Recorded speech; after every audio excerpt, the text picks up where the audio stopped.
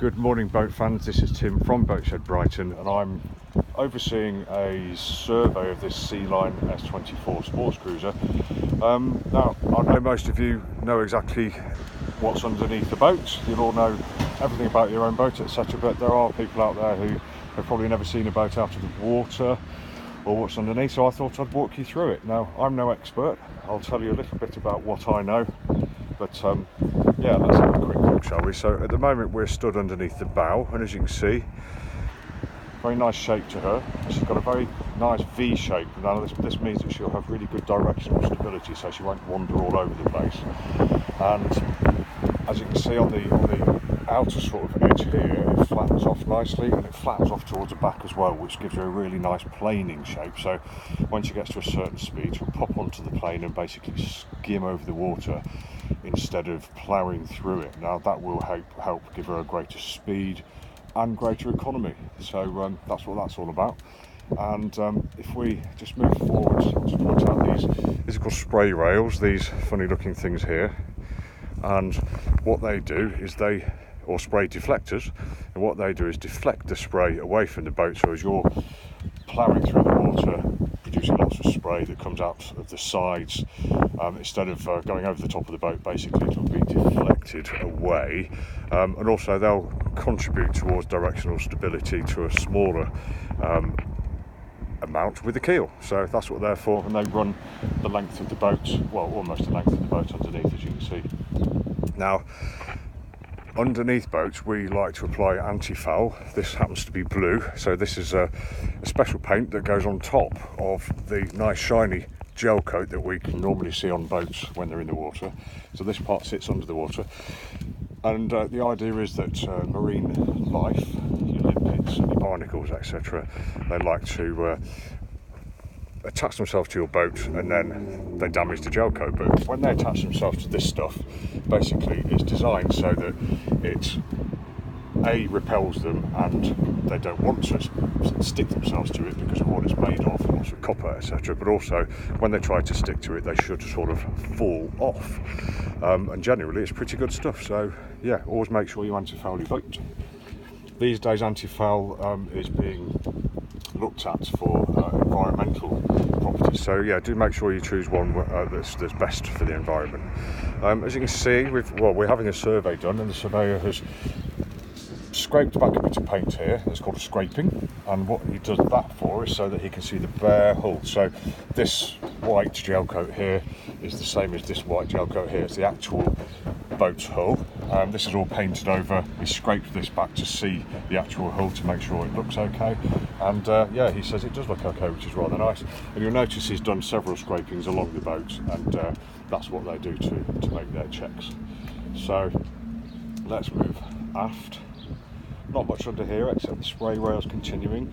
Then you can see where the hull flattens out here at the stern, and that's greatly going to help her plane through the water. I'll just point out this fitting here, which I think is the echo sounder, so that bounces a signal down to the seabed and back, and will tell you how deep the water is that you're in. As we come to the stern of the boat, first thing we come to is a port trim tab. Now, boats of this type normally have port and starboard trim tabs, so one on each aft corner of the boat. It's moved up and down by this assembly here.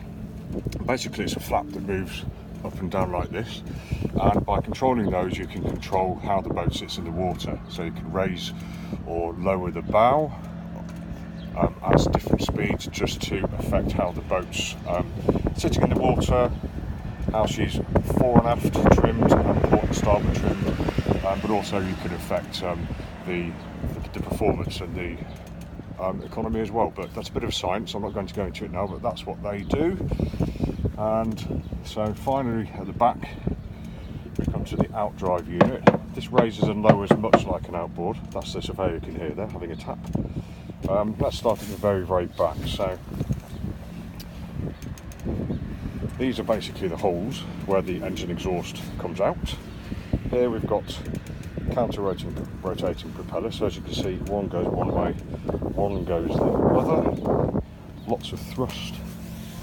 And then we've got the raising and lowering units. This is a hydraulic unit which extends this part here that way and pushes the outdrive up, so you can raise it up and reduce the draft of the boat.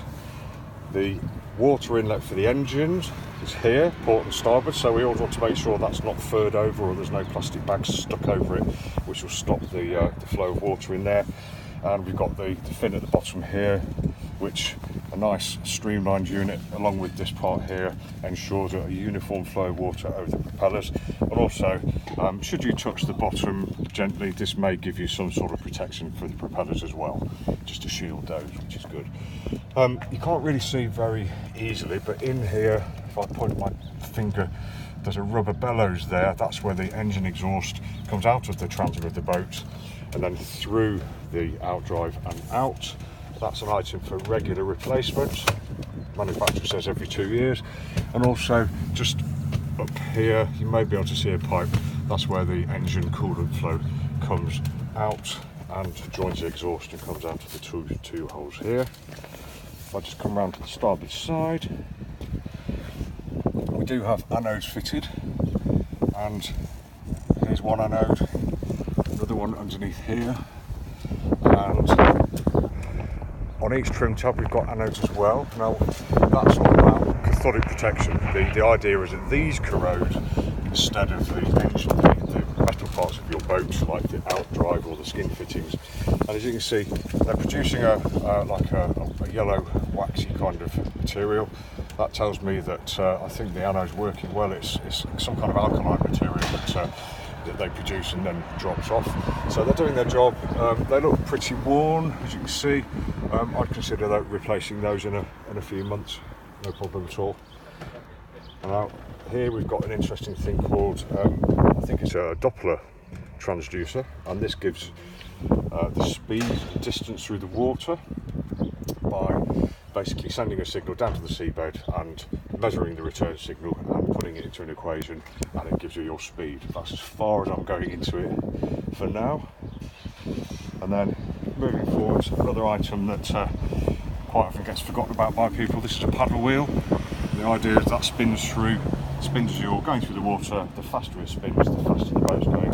Now, yeah, we want to stop weed and barnacles and growing on that, because that stops it working, and then you don't know how fast you're going. So always worth keeping an eye on that.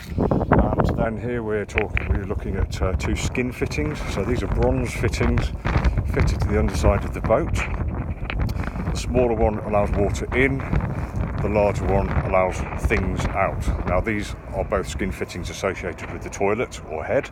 So as you're pumping the toilet and it's sucking water in, it'll go in here, and the stuff you're pumping out will come out of the slightly larger hole there. So all very interesting, I'm sure. So yeah, this is Tim from Brighton, just a run around the underside of a boat for you. If you've never seen underneath, or you're not sure what things are, always consult your local qualified tradesman, because this is just an informal video, and obviously I have to put my little bit of a disclaimer in. So yeah, just make sure you use the right professionals. And yeah, if you have any questions that you'd like to ask me, just get in touch. Thanks for watching and have a lovely day.